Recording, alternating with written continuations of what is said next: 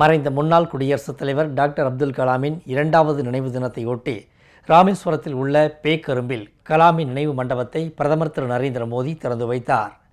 ஆளுநர், முதலமைச்சர், அமைச்சர்கள் மற்றும் கலாம் குடும்பத்தினர் இந்த நிகழ்ச்சியில் கலந்து கொண்டனர். ஏவுகணை நாயகன் என போற்றப்படும் டாக்டர் ஏபிஜே அப்துல் கலாமின் 2வது நினைவு தினம் இன்று கடைபிடிக்கப்படுகிறது.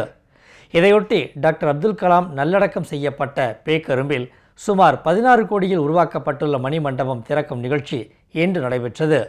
இதற்காக டெல்லியிலிருந்து விமானத்தில் புறப்பட்ட பிரதமர் மதுரை வந்தடைந்தார். அங்கு விமான நிலையத்தில் உற்சாக வரவேற்பு அளிக்கப்பட்டது. இதனைத் தொடர்ந்து ஹெலிகாப்டர் மூலம் ராமேஸ்வரம் வந்த பிரதமர் காரில் பேக்கரும்பு பகுதிக்கு வந்தடைந்தார். அங்கு முதலமைச்சர், அமைச்சர்கள் பிரதமரை வரவேற்றனர். இதனைத் தொடர்ந்து கலாமின் நினைவு மண்டபத்தை பிரதமர் திறந்து வைத்தார். அங்கு அமைக்கப்பட்டுள்ள டாக்டர் அப்துல் கலாமின் சிலையையும் பிரதமர் திறந்து வைத்தார். Bharat Ratna APJ Abdul Kalam. That's a view of the statue of the APJ Abdul Kalam where he is actually playing a veena, and APJ Abdul Kalam is a fond player of veena and is a classical music lover. To depict this, the statue of APJ Abdul Kalam. நினைவு மண்டபத்தை திறந்து வைத்த பிரதமர் கலாமின் நினைவிடத்தில் மலர் வளையம் வைத்து அஞ்சலி செலுத்தினார். ஆளுநர், முதலமைச்சர், அமைச்சர்களும் மலரஞ்சலி செலுத்தினர். இதனைத் தொடர்ந்து கலாமின் அண்ணன் மரக்காயர் மற்றும் குடும்பத்தினரிடம் பிரதமர் உரையாடினார்.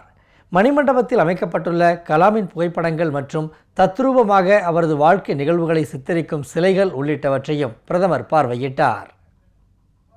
He hardly owned any asset and had donated all his income to the goodwill of the nation and the poor.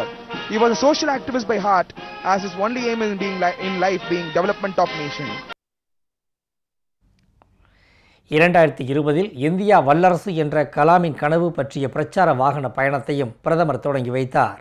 இந்த நிகழ்ச்சியில் ஆளுநர் டாக்டர் வித்யாசாகர் ராவ், முதலமைச்சர் திரு எடப்பாடி கே பழனிசாமி, அமைச்சர்கள், மத்திய அமைச்சர்கள், குடியரசு துணைத் தலைவர் வேட்பாளர் திரு வெங்கையா நாயுடு, டாக்டர் அப்துல் கலாமின் அண்ணன் மரக்காயர் மற்றும் குடும்பத்தினர், திரளான பொதுமக்கள் கலந்து கொண்டனர்.